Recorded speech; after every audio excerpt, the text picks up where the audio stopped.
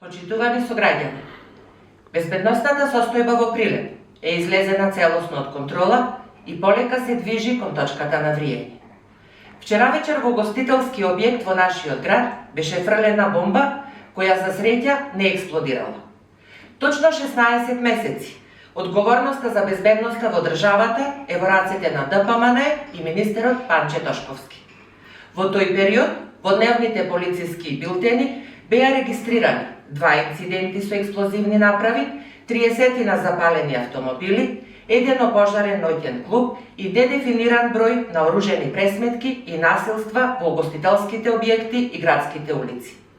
Прилеп наликува на дивиот запад од неговите најславни времиња.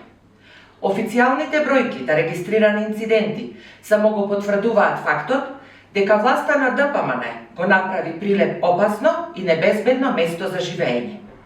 Граѓаните се оправдано загрижени за личната безбедност и безбедноста на своите најблиски.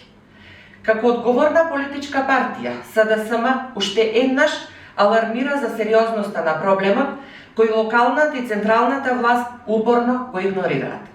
Во таа насока е и нашиот апел до министерот Тошковски, но и до Советот на општина Прилеп.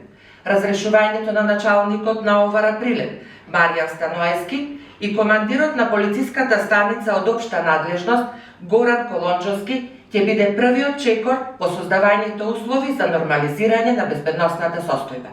Време е за одговорност.